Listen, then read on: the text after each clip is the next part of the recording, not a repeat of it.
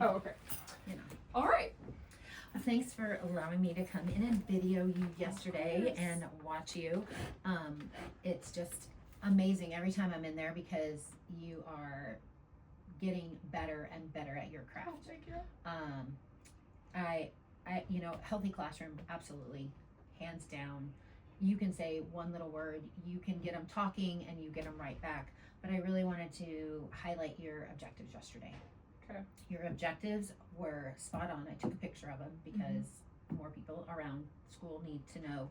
Because you have your objective up there and their goal, and then you also have all the success criteria. You have literally stepped it out for a kid knows they need to do this, then this, then this, then this, then this. And that, I think, honestly sets your kids up so well for support and for understanding. And if they miss any of those little buttons, then they know to either ask for help or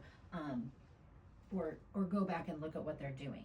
So what do you think about how you are writing your objectives these days? Well, that's funny. I was like, should I interject or not? But because I always saw it as such a stupid practice. Honestly, Me too. I really did. 100%. I saw it as such a stupid practice, and then obviously, my husband is an administrator, Right. so Yes. as having conversations with him about it, he was talking about how you can utilize it to better help your students, and now it has become such a staple in my classroom where they understand and especially because I've modified how I do it in regard to we'll work through an objective through the week. So then that way it's not new information every day, and then they have a concept of what they're working on and what we're getting towards, and we kind of check off those bullet points as we go.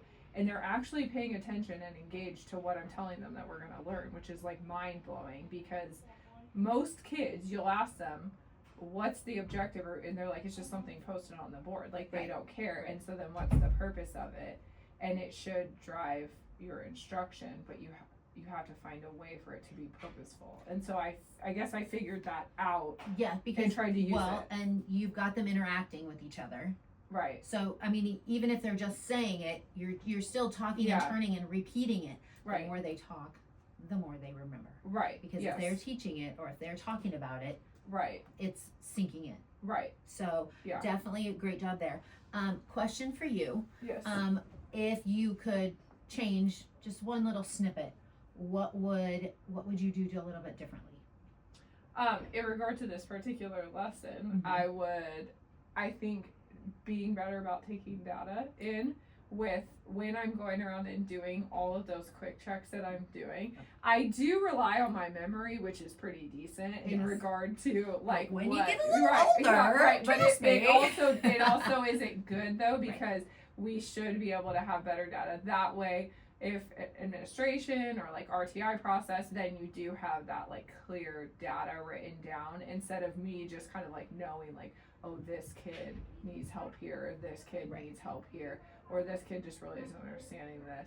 Usually I kind of take it into my own brain, but it would be better if I was better about writing it down. And I know that really skilled teachers do that. They're so good at that. But they just have a clipboard. Yes, right. I mean, it's a magical, I would even just put your block on it and all your kids, or even just Monday, Tuesday, Wednesday, Thursday, and what do you notice? And you could even do, even just getting started and taking quick notes on it. Yes. I know I saw you had one for morning work and the bell work stuff. Yeah. Exit tickets are a perfect time, because then you could quickly pull that small group and attack the problem that was there. Yes. Honestly, that's exactly what I noticed. Yeah. Is you were walking around and I was like, oh, if she just had a clipboard really quickly in her hand, then she could quickly remember. Because maybe there's a fire drill and you're going to go back and you're like, ooh. There's always kids interrupting you. Yeah. I mean, it's a constant in what we do. Right. But there's always something that you might miss one or two. Right. And this is just an easy way to prove, if you ever have, for your planning purposes, for PLT purposes, just to have that data on paper. Yes. And you could say, oh my gosh, this one knew it here and now he doesn't. Yes. You know what I mean? Those types of things. Yeah. Just an easy tweak. Yes. But agreed. Honestly, so for today, what did you hear us talking about? What did you do? Amazing. What did I do amazing? Oh, my objectives. Yes, my objectives were what I did amazing. Yes. And what little tweak do we need to make?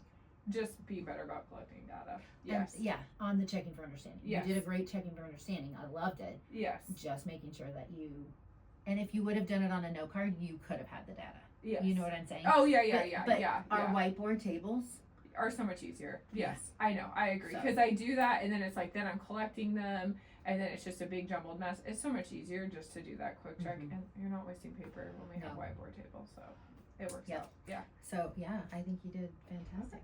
I Thank liked it. you.